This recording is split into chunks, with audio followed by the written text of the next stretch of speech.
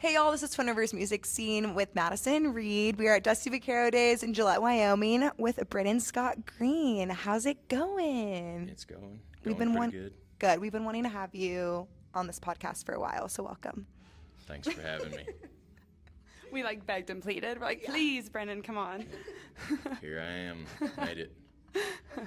We were just joking that you were going to interview us, that you were going to host the whole thing.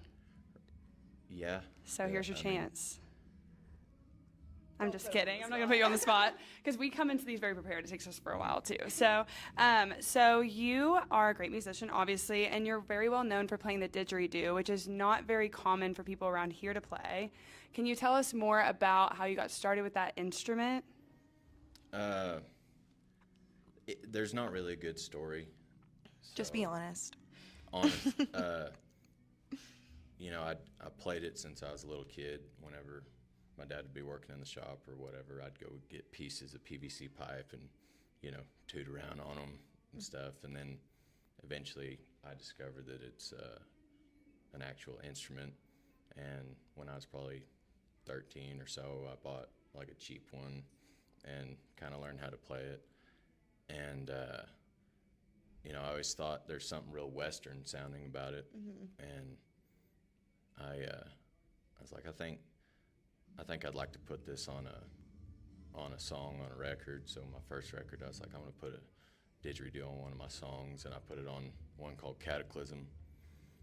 And so I ended up buying a handmade one and actually trying to really learn how to play it and circular breathe and play some rhythms and stuff like that. And one night I was playing my little hometown gig, and I thought it was like a bunch of my friends and drunk cowboys and stuff at the end of the night, and I was like, I want to hear something weird. And yeah.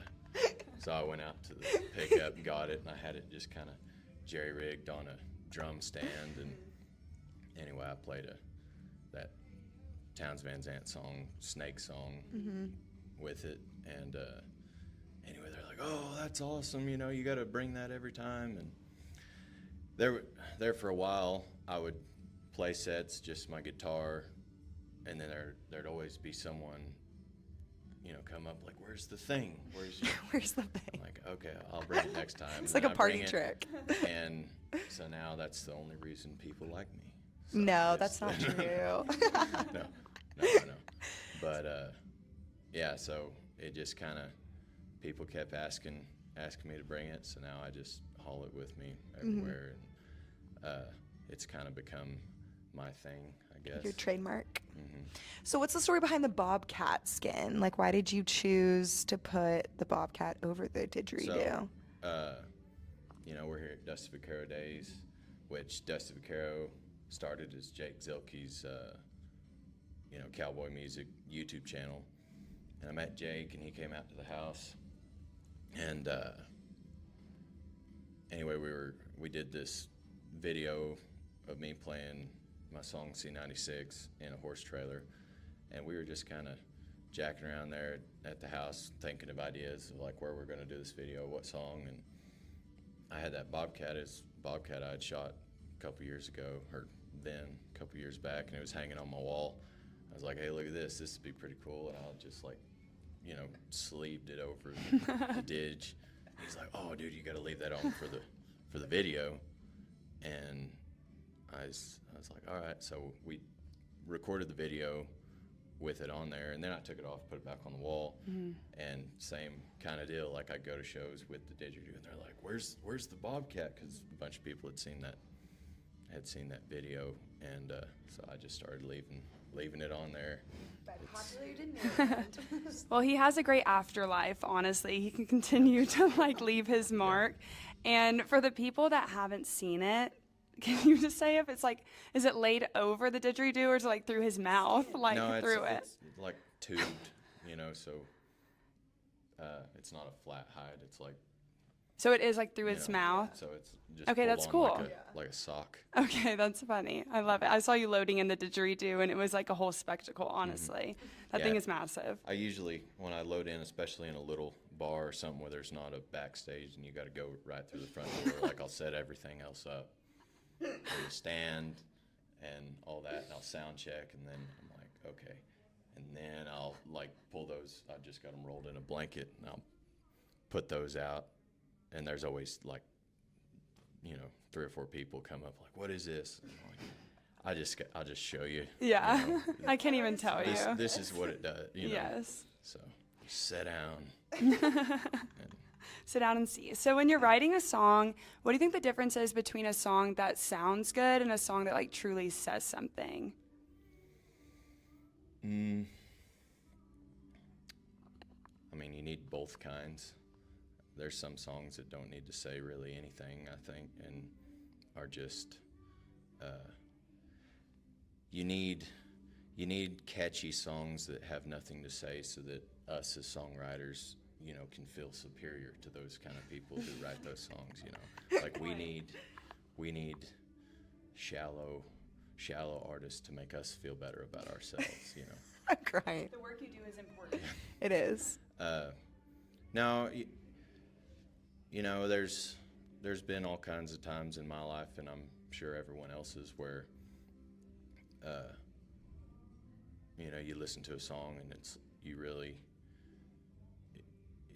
it reaches a place in you that no one else can, a conversation can, or it explains feeling, translates feeling between an artist and the listener a lot more than, at least for me, any other medium, painting or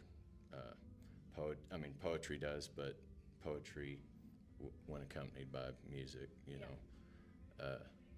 that helps me out a lot in life, Yeah.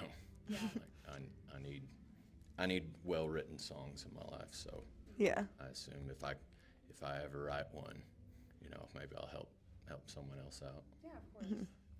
So you live the Western cowboy lifestyle. How does that Western lifestyle and your music like coincide in your songwriting and sound?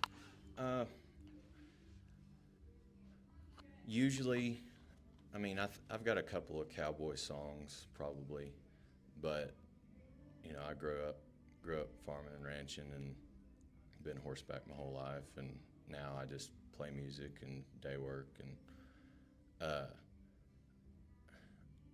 I've never so much been a fan of cowboy music, like songs about, I wake up and I go get on my horse and whatever, but I like stories about people, and their lifestyle bleeds through. You can tell what there's. I like to say a good song should be a collection of very specific vagrancies.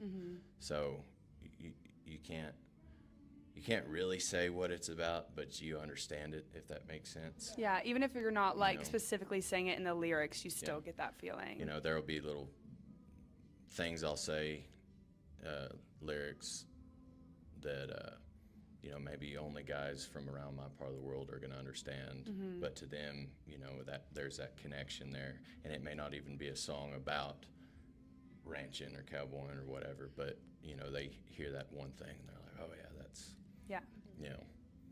that's one of us, something. Yes, for sure. But yeah. Well, you're on the road a lot because you play not only in Texas, but you go up like in this area in Wyoming, Montana, all that. Do you have a crazy story of like your car breaking down, or like what the shittiest van you've taken to a gig is, like anything like that? So far. Do you feel like something's touching you? I was gonna knock on wood, but there's no wood. Oh. So far, my van hasn't. Is that no, wood? That's close enough. Okay, there you go.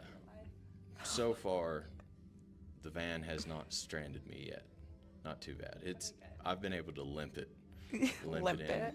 One time, me and Hayden Redwine were on a little run together, and a couple of flatlanders, and we're driving through the mountains, and I'm just, tapping on the brakes, easing down, a little switchback, and I had the windows down, and Hayden was asleep, and I was like, man, some idiot ahead of me is really burning up his brakes, you know.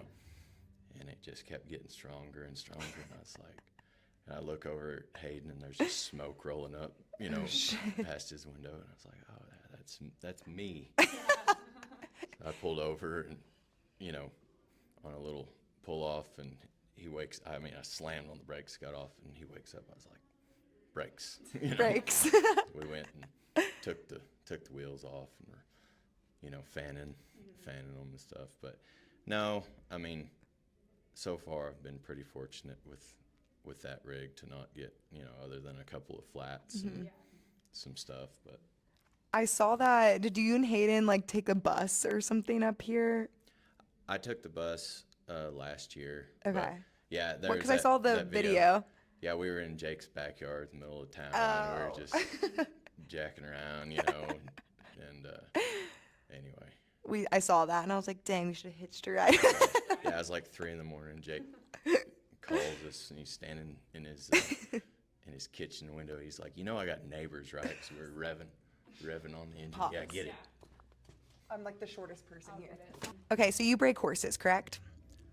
A little bit. A little bit? I wouldn't consider myself a horse trainer, but I do, you know, 3 to 5 a year. My granddad and dad both raise horses, so Okay. I start colts for the family ranch whenever I'm home. But What do you think's harder, doing that or writing a song? oh, definitely that. Really? I hate horses. I have no great love for them. They're a necessary evil. What? Writing songs is fun. That's Okay. you know what I'd like to do with my life. But Yeah. you know, it's nice. It's nice to start your own horses because, you know, whenever you show up somewhere and, you know, every once in a while you get a good one, and then someone compliments you, and it's like, yeah, this is all me, you know. Yeah. But then there's a lot between there. It's like, I don't know who started this pile. You know. Well, thank you, Brennan, for getting on the podcast with us. Absolutely. We Thanks appreciate for having it, me. and it was great to see you, and you did a great job today. Thank you all. Yes. Appreciate it. Wait, do you have anything coming up? Are you going to release any more music? I'm working on the 3rd record right now. We got Okay. some scratch tracks down, but it'll be a while. We still Wow. got a lot of work to do Okay, on cool. it. All right, yeah, we'll look out. All right, thanks, Brennan. Thank y'all.